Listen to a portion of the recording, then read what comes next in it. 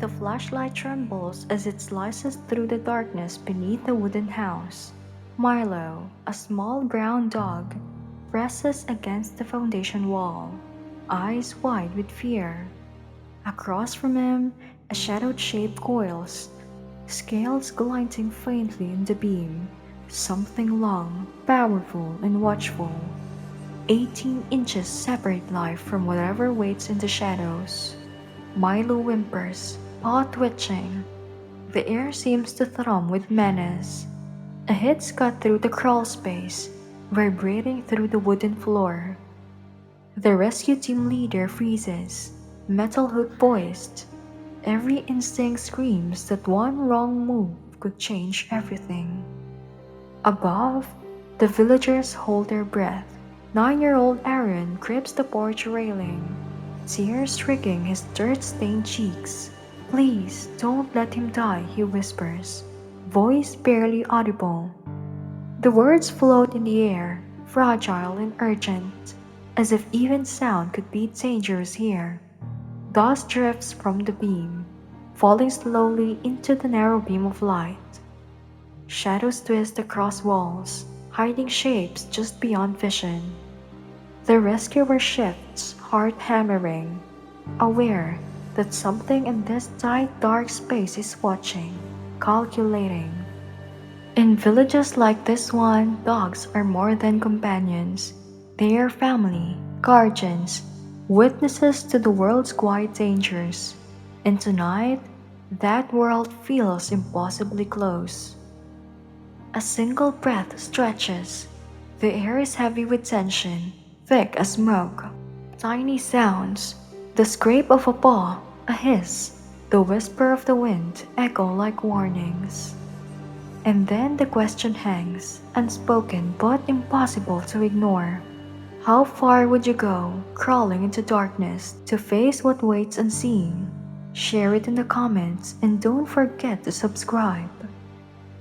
Just 20 minutes earlier, the village of Nalyamada had been bathing itself in the soft colors of dusk.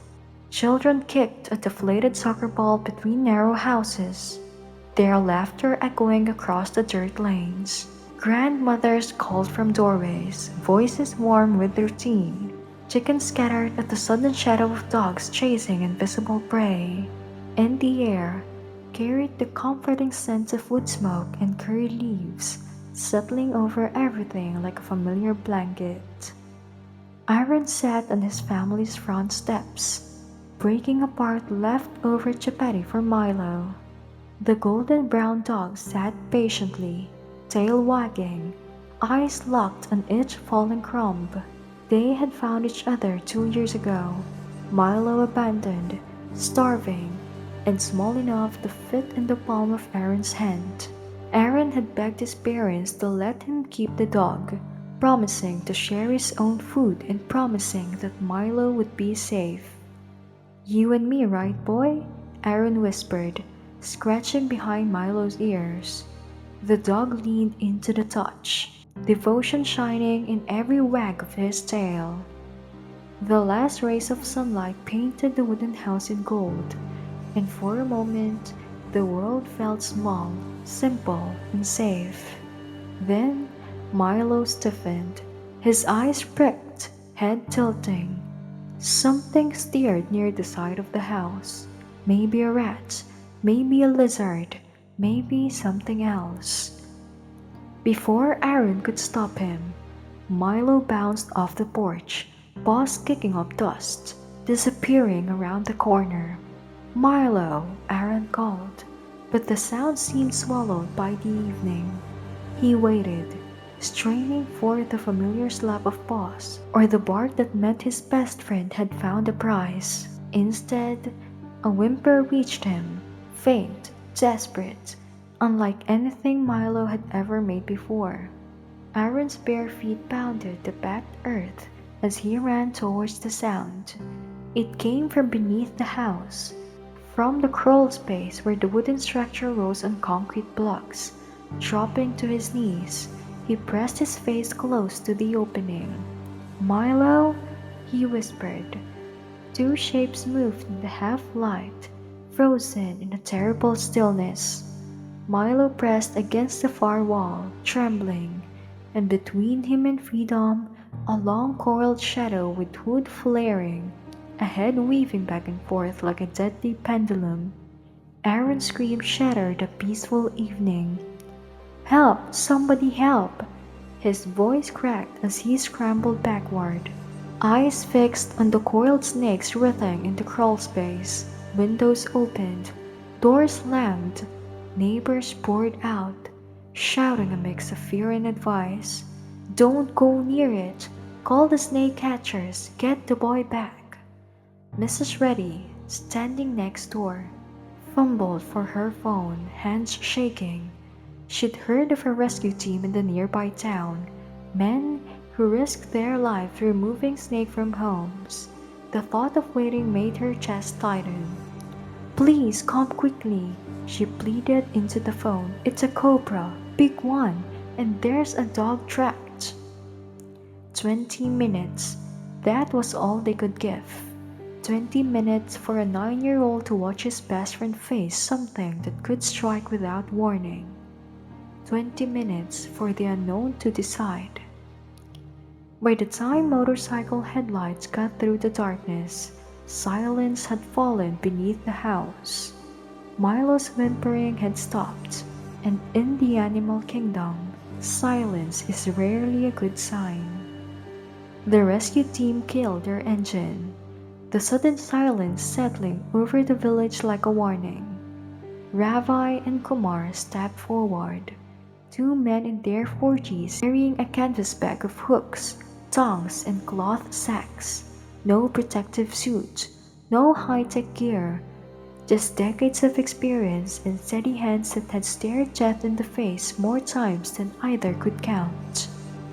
Ravi knelt at the opening of the crawl space, shining his flashlight into the darkness. His jaw tightened. He had seen hundreds of snakes, but never one like this. Its hood flared nearly 6 inches wide, hissing that filed the cramped space like steam escaping from a boiling kettle. Every shadow seemed to shift, every creak of the wooden beams echoing danger. "Jesus!" Kumar muttered behind him, voice low. "Look at the size of that thing!" The crawl space allowed just enough room to crawl but little else. Wooden beams crisscrossed the dirt floor like jagged teeth, and debris littered every corner. Bricks, rusted tools, scraps of wood. One wrong move, one misjudged step, and the snake could strike in an instant. Aaron pushed through the gathering villagers. Dirt streaked across his face, tears glistening in the fading light. "Is Milo okay? Can you see him?" His voice trembled, fierce with panic. Ravi glanced at the boy. Milo trembled in the shadows, sides heaving, eyes wide, but the dog had yet to be bitten. "Your dog is alive," Ravi said quietly, voice low but firm. "Step back. This is dangerous." The words hit like ice, dangerous for the rescuers, for the dog, for everyone if the cobra lashed out. "Is it worth it?" Mr. Krishnan, a local shopkeeper, demanded, voice tight with logic and fear. "Risking human lives for a dog?" "That's just not a dog," Aaron shouted. "He's my family." "The boy's right," Mrs. Reddy said firmly. "Milo deserves a chance. He hasn't hurt anyone." Other faces shifted with doubt. The cobra could kill a man in minutes. 40 minutes to the nearest hospital could stretch into eternity if the venom struck. Ravi ignored the chatter, focusing on the crawl space. This was what he trained for. Sometimes it was simple, a harmless rat snake in someone's kitchen. Sometimes it was this. He stripped off his shirt, flattened himself against the hard, cold earth, and began to crawl forward. The flashlight beam quivered ahead of him, catching the snake's unblinking eyes. "If something happens to me in there," he said to Kumar, Don't come after me. Get everyone back and call for backup. Kumar nodded grimly.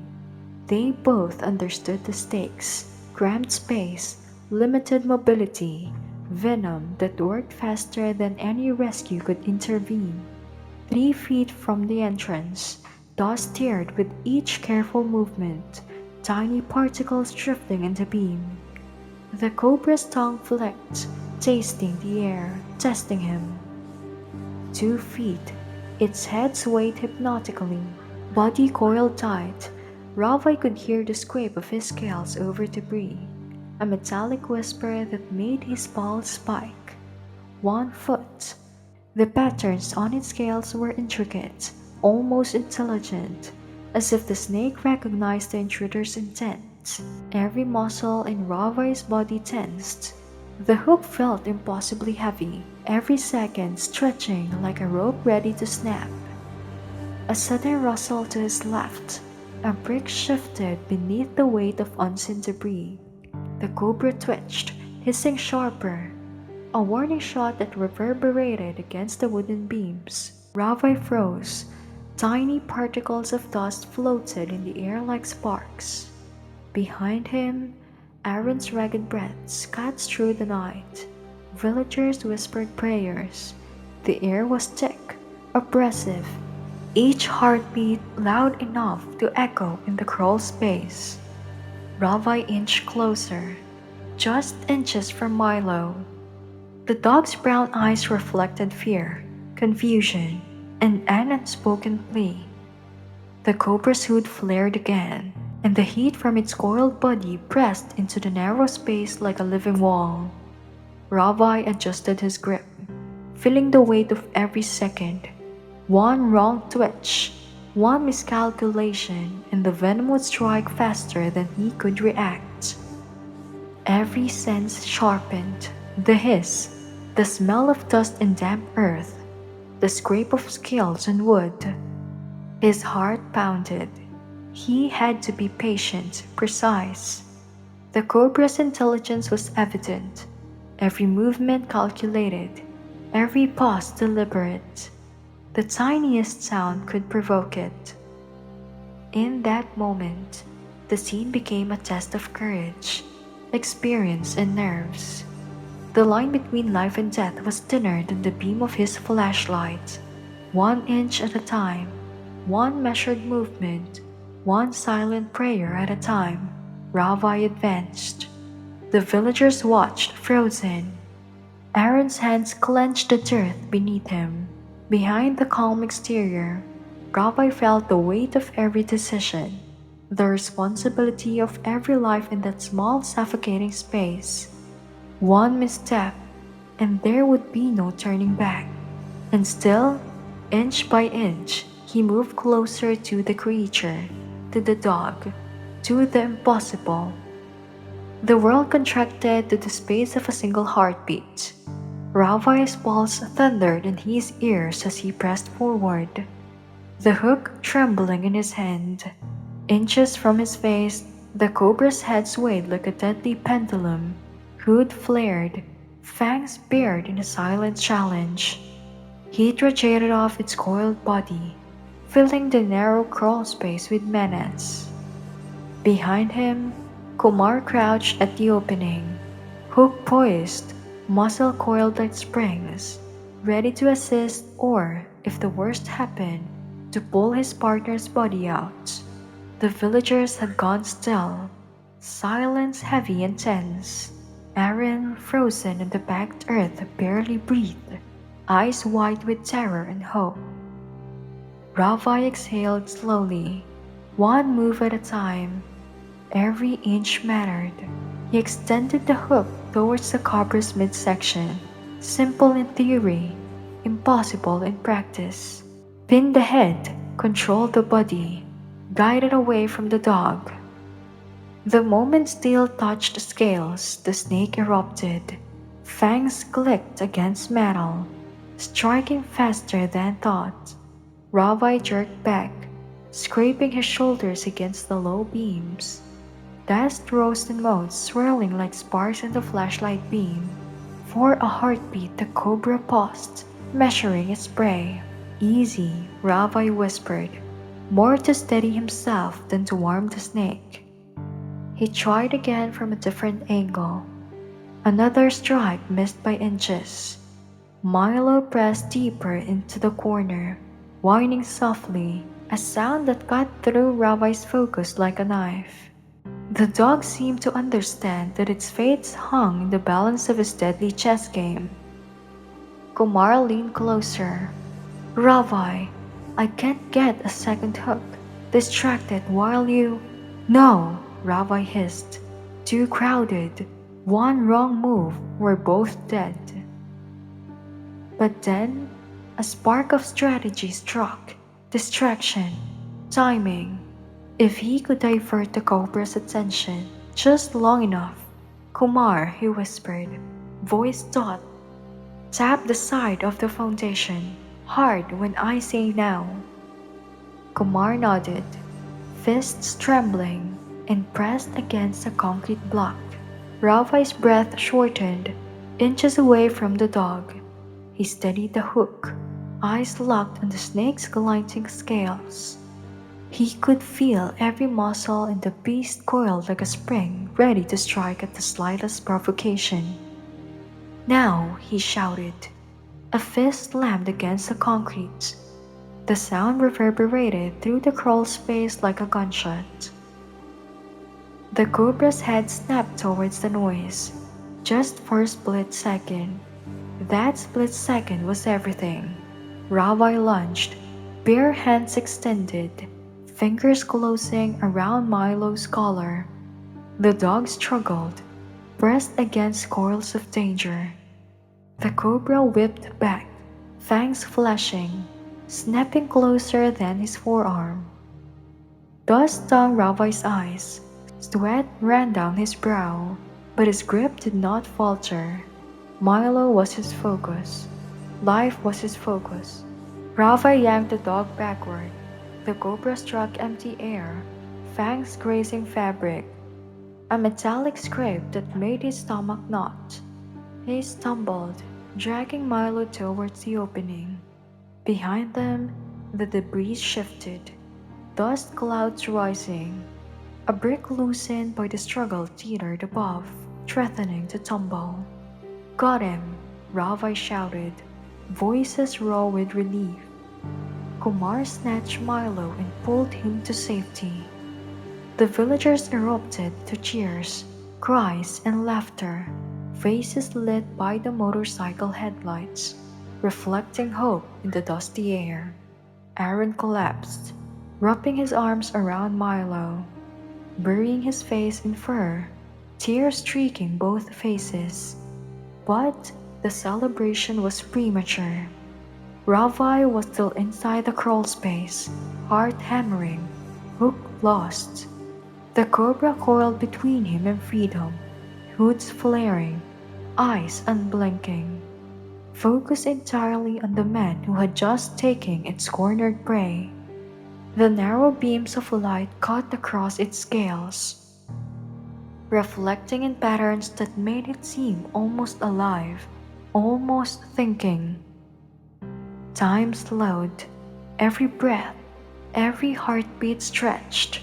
Ravi felt the weight of the world pressing down in that confined space. The roof low, debris sharp, wood brittle. Any wrong movement could trigger disaster. The cobra shifted, muscles rippling, fangs glinting. Dust and the metallic smell of disturbed earth filled Ravi's nose. He inched backward, keeping his weight low. Hook useless now, only instinct guiding him.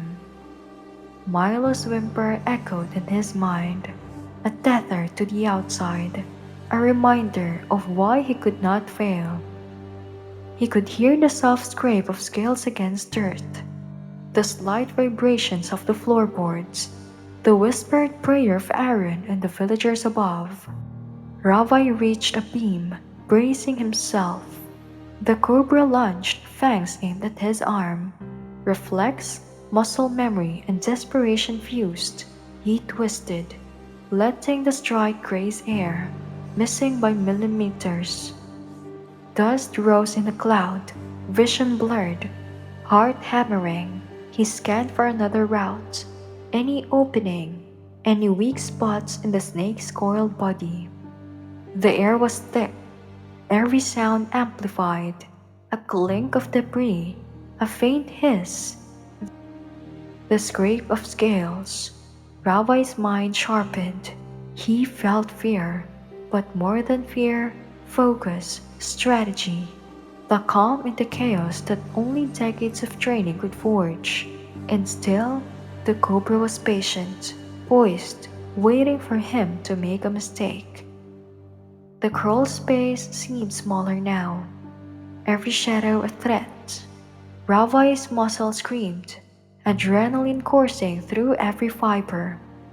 He could not let the snake strike, could not let Milo be in danger again. Inch by inch he repositioned, anticipating, reading, reacting. One wrong move and, sometimes, in the space between heartbeats, survival is less about luck and more about courage, timing, and a single perfectly executed decision. Ravi's eyes locked on the next opening, the next moment, the next possibility. The real rescue, the one that would test everything, was just beginning. The crawl space felt smaller than ever. Ravi's chest pressed against the hard dirt, every muscle taut, every nerve alive. The cobra, deprived of its original prey, had turned its full attention to him. Its hood flared wide, fangs gleaming in the flickering beam of his flashlight. Hissing filled the confined space, a low vibrating threat that seemed to seep into his bones. Above ground, Kumar's breath came shallow and fast. He could hear Ravi's labored exhalations, the rasps of movement in the darkness, the faint scrape of claws against debris. "Ravi," he called softly, voice barely above a whisper. "Talk to me." "I'm okay," Ravi replied, voice tight, controlled. "But I need the second hook, and I need you to follow my instructions exactly." Kumar grabbed the backup hook, eyes scanning the opening nervously. The villagers pressed close, curiosity battling fear, but Mrs. Reddy held them back, sensing the peril in a way only instinct could. One wrong sound, and it would all be over. "The cobra is about 4 feet from me," Ravi whispered, voice low, coiled tight. "When I say go, slide the hook in slowly. Aim for the ground 2 feet to my left. Don't try to pin it, just give it something else to focus on." "What are you going to do?" Kumar asked, tension sharp in his voice. "Move very, very slowly in the opposite direction. Inch by inch. Patience. Timing. That's all we have." The plan was desperate, born from necessity. No textbook maneuver could account for the tight crawl space, the agitated predator, or the dog's safety. Ravi exhaled, steadying himself, eyes locked on the snake. Ready, ready, go. The hook slid into the crawl space with a soft scrape, dirt dust puffing around its tip. The cobra's head snapped towards the noise. Its tongue flicked rapidly, tasting, assessing. The instant attention was diverted. Ravi began his retreat. Not a hurried scramble, but a painstakingly slow crawl. Every inch deliberate, every shift measured. Wooden beams scraped against his back. Debris snagged his clothing. The dirt floor was uneven and littered with jagged fragments. The cobra followed, coiled muscles rippling, eyes unblinking, fangs glinting like needles in the muted lights. "Nice and easy," Kumal whispered, voice calm, anchoring Ravi to patience. 3 feet from freedom, air brushing his ankles, the faint scent of night smoke and earth reaching him. He could hear Aaron whispering encouragement above, Milo's soft whines tugging at his resolve. 2 feet. The cobra shifted, coiling tighter, tongue flicking faster. It smelled his fear but also tested his movement. 1 inch wrong, one flick too sudden, and the strike could find him. 1 foot. His hand brushed the edge of the opening. Relief burned hot and cold at the same time. The cobra struck, not at Rabbi, but at the retreating hook. Its fangs clanked against the metal, body writhing with frustrated rage. Dust swirled in the air, tiny particles stinging eyes, coating sweat-slick skin. The scrape echoed like a bell of warning. Ravai's chance came in milliseconds. The snake's attention wavered. He exploded backward, adrenaline propelling him towards the entrance. Kumar's hand gripped his shoulder, hauling him into the cool night air. The cobra recoiled, repeating in the shadows, still coiled, still dangerous, but defeated in this encounter. Ravai gasped, rolling into his back, chest rising and falling like a bellows. Sweat streamed down his face, hands shaking so violently he could barely hold the flashlight. "Are you hurt?" Kumar demanded, scanning for bite marks, panic and relief colliding in his tone. "No," Ravai rasped, voice hoarse. Just give me a moment." The villagers erupted, cheers and applause ringing through the night. Aaron fell to his knees, wrapping himself around Milo, sobs mixing with laughter and relief. Milo, still trembling, nuzzled Ravi, eyes wide with trust, tail wagging with exhaustion of survival. But Ravi's mind lingered on the shadows below.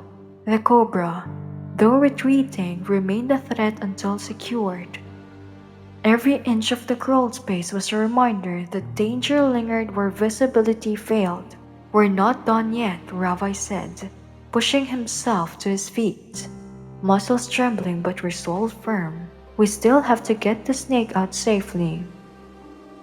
For the next hour, inch by careful inch, Ravi and Kumar guided the cobra with long-handled hooks and patient maneuvering.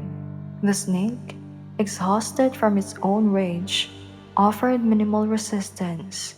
Dust rose in clouds as it was finally coaxed into a cloth sack. When secured, Kumar carried it miles away into the forest, where it could live undisturbed.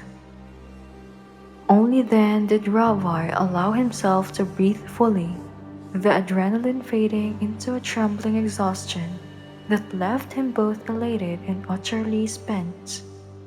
Aaron approached, hands clutched around something small. "Sir," he said softly, "I don't have money, but I want you to have this."